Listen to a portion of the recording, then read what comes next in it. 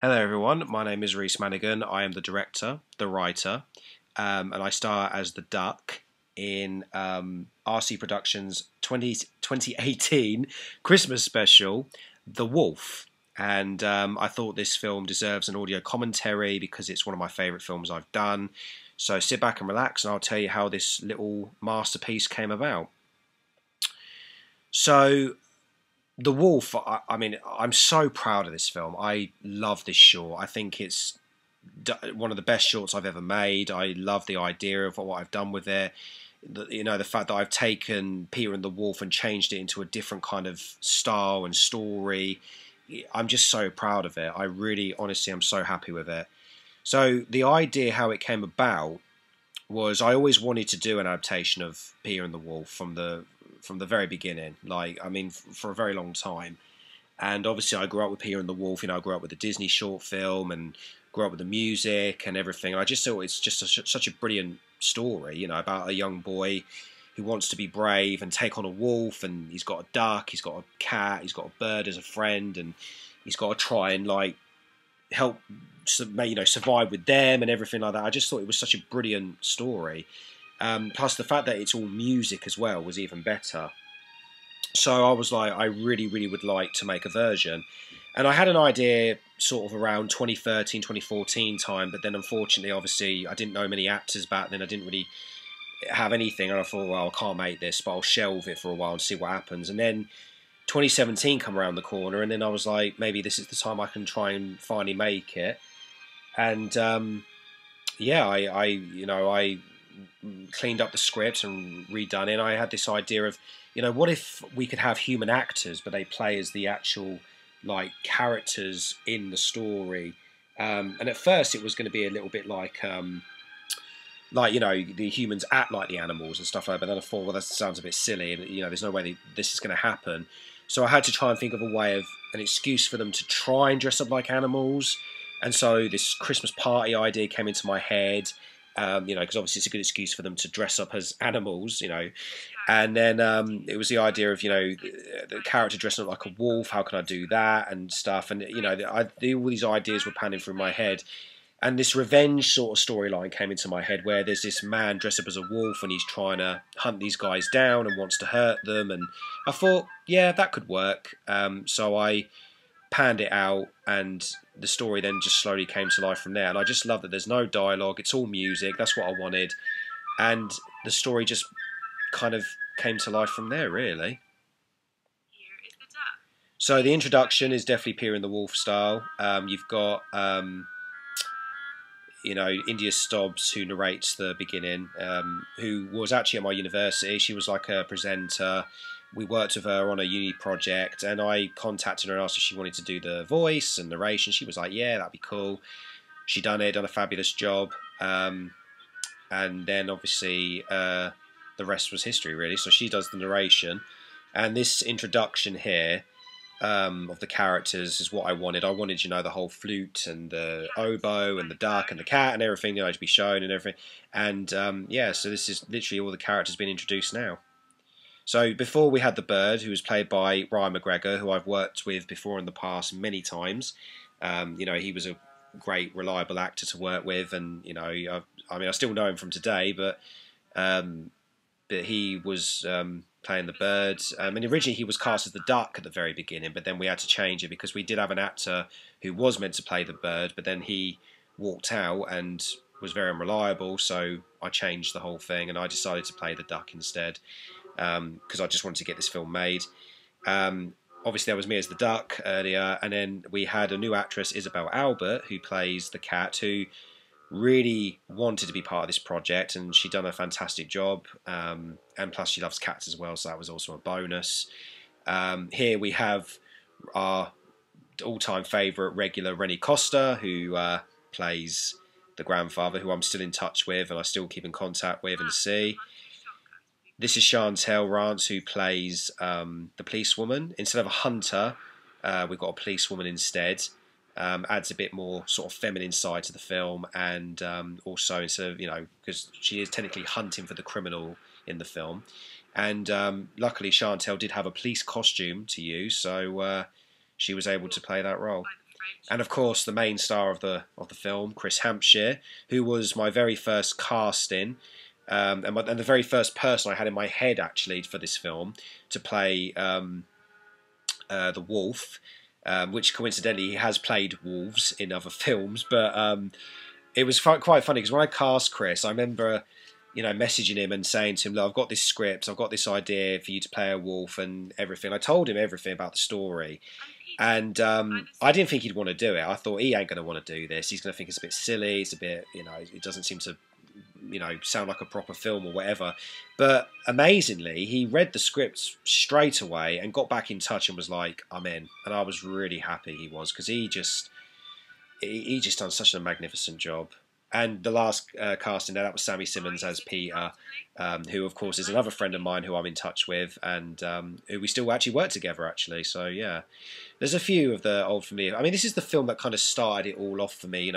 Meeting with Rennie Costa and Sammy Simmons and Chris Hampshire and all that, and and we're still like really good friends and still have worked together a few times and everything. And it's really nice to look back on this and think, oh, these are all the old regulars, So this was filmed at near my university. I was still at university while I was making this film. This is Boston Manor Park. I used to love filming there a lot because it was just such a beautiful park to use, and Chris came all the way down to do it, and he was brilliant. I think I actually remember filming this after a bunch of lessons. I was really tired, but he managed to come down and do a really good job and played the role, and yeah, it was just fantastic. And he was really scary there. That's what I love about that. And there's of course Ryan McGregor as the bird. Yeah, so the casting was kind of, in a way, kind of easy. Everybody really wanted to do this film. Everybody was down to do it, and I was just really happy that they were. I mean, I was so glad that everybody was reliable and they were able to do it, and it really worked out. There's some Christmas decorations there in the background, which I'm so glad we caught in this film to show how Christmassy it is. Great little bit of editing there as well. Chantel actually wasn't even looking at Ryan. Ryan wasn't actually there. This was edited in different days, but it works.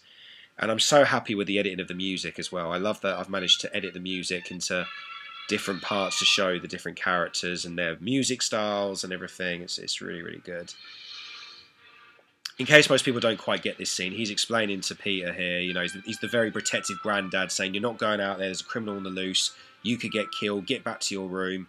Quite abusive and protective at the same time. But we wanted to kind of show a bit of abuse bit there, because obviously in the Peter and the Wolf film, the granddad is kind of like, locks Peter up in the room. He's like, "You're not going out there, there's a wolf." Kind of wanted to show a bit of abuse there, really. And there's Isabel again as the cat, who was just amazing in this film. And I love the fact that I was just going to say, she wears these like cat slippers, and she thought it'd be funny to wear them on the set and everything. And I remember thinking, we got to get a shot of those slippers, like, because they're just so funny.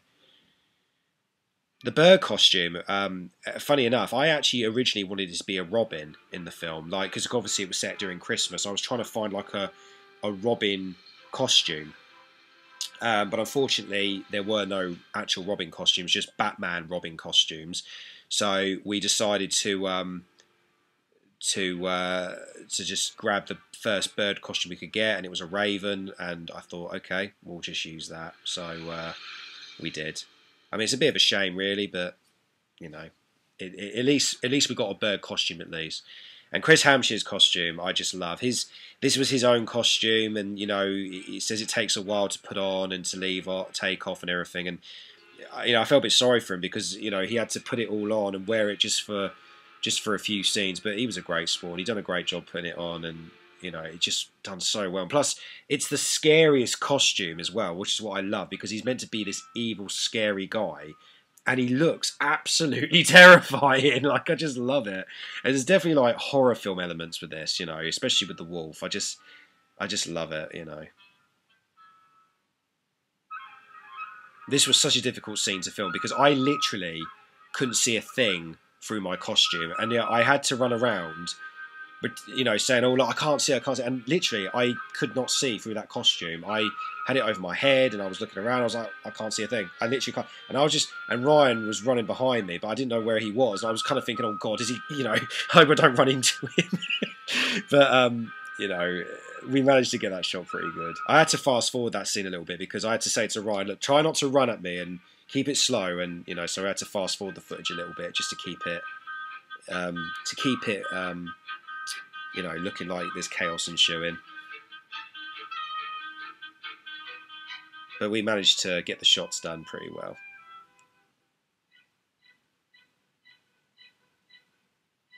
I love this little transition here where the music dies down and the scene's all black, and it's like, okay, on to the next stuff. And this scene made me like, because this was kind of sort of ad-libbed this bit, because we had to try and think of an injury for the police woman a little bit, you know, something to stall her. And then Chantel came up with this idea of, oh, what if I sort of twisted my ankle a little bit on like a rock or something, or, you know. And I thought, yeah, okay, let's try it out. And so we filmed it, and she done a really good job here because she managed to act like she actually did bend her ankle, and then she takes off the shoe and, you know, shows that she's obviously hurt herself, and, you know, and it was quite funny actually. I mean, Chantel was like, oh God, I've got to get these boots off, all these laces off and everything. But, you know, we thought, well, we need to think of something for her to be, you know, to show that she's been injured or something. And this idea was like kind of what we had in our last minute heads, and it kind of works. Plus, it slows the policewoman down, so she's not looking for the wolf now, which is kind of good. I absolutely love this part here, where, you know, trying to get my costume all sorted out. I mean, Izzy was like, oh, what if, you know, I sort of like wipe off all the dust off you and so on. I was like, yeah, that could work. And the beak bit was kind of funny because my beak was actually kind of bent. So Izzy was kind of like, oh, let me straighten, you know. So it was all kind of like sort of ad-libbed, and we were just kind of messing about because there was no dialogue. It was like, okay, what do we do? And I had ideas what I wanted to do for the scene. I was like, okay, look, let's just act like you guys are arguing. You want to go this way, you want to go that way. And my character's like, oh, God, you know, I'm stuck in the middle of everything. And this bit with Sammy made me laugh because I remember when we filmed this, he actually stuck his whole head out the window. It was so funny. Like he literally puts his whole leg up and yeah, literally like almost climbs out the whole window. I was like, all right, mate, don't literally go out the window. Like just like you're trying to escape. And when we was kind of like didn't want to repeat the music so much, I kind of found some Christmassy music to play, and I thought this music was just perfect to use because it's kind of comical, it's funny, shows a bit of a joyful side to the film, and it was just funny. And the fact that we were just walking around in these costumes as well. I mean, luckily, to be fair, there wasn't many people out in the park as well. Like, there weren't that many dog walkers, there weren't that many people out and about, and so we were able to dress up like animals in a park, and we were actually fine. And even when people did see us, they actually were laughing. We're like, oh, this looks interesting. But it's London, that people don't really seem to care what you do or what's going on. Okay, so this is the flashback of, you know, what happened, and, you know, you think, oh, why is this wolf after these guys? And then we have this scene here with, you know, Chris Hampshire's character literally mugging Isabel's character. And then obviously us come along, and then we save her life, and then we become friends with her. This whole part, like, we really had to think about how are we going to do a fight scene, how are we going to, like, you know, how are we going to attack each other and everything like that. And Ryan and Sammy just pinned down Chris, and then my character, because it, you know, the duck is a coward, so I had to show I was cowardly. And Chris came up with the idea of burying the gun there, and it was like, oh yeah, you know, he's buried the gun, and it's in the spot where he found it, and you know, we all really collaborated on these ideas of how to pan the story out. I mean, even though there was a script, some of them were like, oh, actually, let's try this instead, and let's do that, you know, and let's move on with this, you know. I love this part right here with Chris when he runs away from this bit. This was such a good shot. Absolutely love it. It's such a like a Michael Myers, Jason moment, you know. Just such a horror vibe here. And these woods, right? So this is now in Milton Keynes. We filmed in Woburn. Obviously, I didn't want to film in Boston Manor. I wanted to get some nice big plain woods. So I asked all the actors to come to Milton Keynes and do this scene here. And this was a really fun shoot because we was in Woburn Sands Woods, and you know, there's no one around. It's good to shoot here, and it's a lot of fun. And you know, we managed to film this, I think, in February. I think we filmed this, or early March, when it was about to become spring. People just laughed at this bit because obviously I'm chatting to Ryan, and in the background you've got the wolf pinning down Izzy's character, and it's like, oh God. That reveal of the mask is a great shot. And Izzy actually screamed in this part. Like, she actually let out this massive, massive scream. And I was like, oh God, I hope people don't actually think we're actually trying to murder her here. Ryan's rugby tackle there was amazing. I just love how they fight, and like they make it look so real. I mean, if that was with sound effects, that would look amazing. But it's kind of better silent because it looks real enough as it is. Oh, that kick in the face looks so real. Ryan was great though. Ryan was amazing in this film. I mean, everyone was amazing. This is what I mean. They all put in so much effort in these roles, and they just all did an amazing job. And everyone was amazing. I'm really grateful that everybody did this film. I mean, everybody loved the result as well. They saw the film and we premiered it, and they loved the end result. And I'm glad they did, because I was a bit worried that they were going to not like it, or they thought it was going to be a bit silly. But amazingly, the film actually did quite well. And obviously, keeping to the book, the storyline, I mean, about the duck being sort of killed. And I had two alternate endings. Does the duck die? Does he live? And this is one of my favourite shots right here. Charlie filmed this as well, and he got some great shots here following the gun and going up to Izzy. And this was just one of my favourite shots.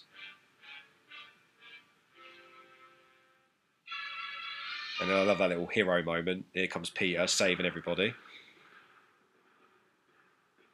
And Chantel, she made me laugh. She's just these limpy movements and manages to, get everyone there. I love the editing in this because Chantel actually wasn't there, and I'm glad that there was Woods there, and we got the shots there, and and there was also this debate of should I kill off Chris's character? Should he get killed off? But then I thought, well, no, we don't have to kill him off. I mean, who knows? There might even be a sequel to this.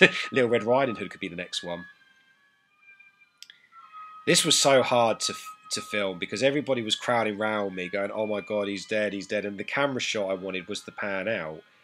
But it was so hard because everyone was talking to me like, Reese, don't die, no. And I was so hard not to laugh because it was like, oh God, it just doesn't sound right. But we got it done. And of course, this was one of the alternate endings, does he live, does he die? And I filmed two endings with these guys to say, does he or doesn't he? And I managed to end up with that he doesn't get killed because I thought, well, let's have a happy ending, There was a bit too much doom and gloom in the film as it was. Let's have a happy ending. And these Christmas, I wouldn't say these were flashbacks, but moments in the film. This is not like a thing about, oh, the duck has died or anything. This is just a little moment to say that these three characters have been through so much together. They just survived a really horrific moment and they've all sort of come together. Because this film is about friendship and about survival. And that's what I wanted to aim for it. And it's just a really sweet film. I'm just so proud of it. And it does feel very Christmassy as well. And I just want to thank again everybody, Ryan, Izzy, Sammy, Rennie and Chris and Chantel and everybody, just everybody who was involved, Charlie with the filming and everything, just everybody just did an amazing job. And I just love this film. I'm so proud of it. And I'm glad that everybody else enjoyed it as well. And I'm glad, it is definitely my favourite Christmas special I've ever made. I've made some other great Christmas specials, but this one really honestly just made me feel so much happier. I just felt really happy with this film. And this snow here, this was actually on a day when it was actually snowing in London. I think it was early February, and I just thought, you know what, I'm going to use this to say it's Christmas and there's snow. What a perfect way to use it for the film. And I'm so glad I used it. Because it was literally proper snowing outside, And for the credits, I thought, get the clips of the characters, stick them outside, rather than just have snow and words. I thought it might look a bit boring. So I thought, let's get the characters on there. But everybody just done an amazing job with this film. I'm so proud of it. Especially, like I said, just everybody. And it was also me and Rennie's first ever film together as well. I think it was me and Sammy's first ever film. It's the only time I've ever worked with Chris Hampshire. Me and Ryan had worked together already before, and Izzy was a new actress who'd been introduced. So this was her a sort of first movie that she'd done, which I'm glad I've kind of helped her kind of get her foot in the door, really. And for me, this was kind of like one of my shorts. I mean, I can't remember how many short films I did, but this is definitely one of the ones in the filmography section. But yeah, I just love the film. I'm really happy with it. I'm proud of it. I love how it's turned out. It done an amazing job, and I love watching it. And I hope to make another good Christmas special just as good, really. But I think nothing will top this. The Wolf has become a bit of a treasured film for me, and I just love it so much. But okay, guys, now it's the end credits. Thanks so much for listening to my audio commentary. I hope you found it interesting. If you want to watch The Wolf without the commentary, it's already on my YouTube channel. You can check it on my playlist, my Christmas specials. But yeah, guys, thank you so much for listening. I hope you enjoyed it, and subscribe to my channel and keep an eye out for more videos very soon. Thanks, guys, and have a Merry Christmas.